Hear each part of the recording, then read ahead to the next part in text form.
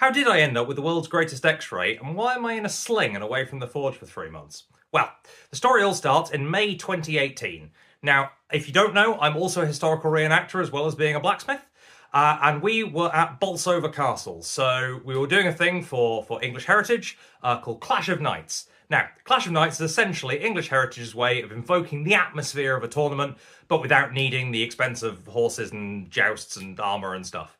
So essentially, I'm in my 12th century Norman gear, so that's like chainmail with a shield, and we get what's called a waffle bat, which is essentially a foam LARP club.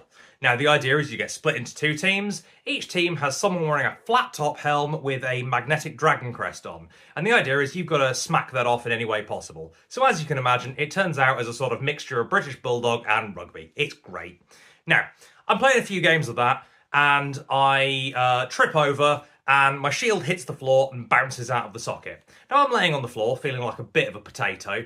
At which point, luckily, St John's ambulance people come over and they get me up. They go over, take me off the side. I find a weird lump in my shoulder, and I think, oh, it's a bit weird. Oh, what is that? Oh, it's my shoulder.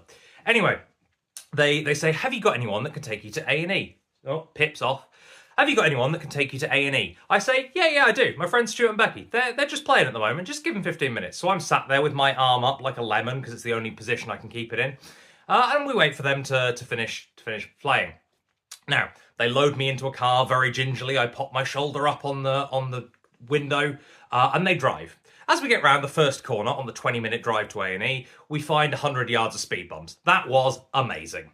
Now, we eventually get to A&E. I'm gingerly in there, like with my head resting on my mate's head, and we walk in. We get all checked in, and very quickly, as it turns out, when you're wearing chainmail in A&E, they get you through to a private nurse room. Have an apology, Pippin. I'm sorry, Instagram made me split this into 2 parts, but the second part's already up though. See you there.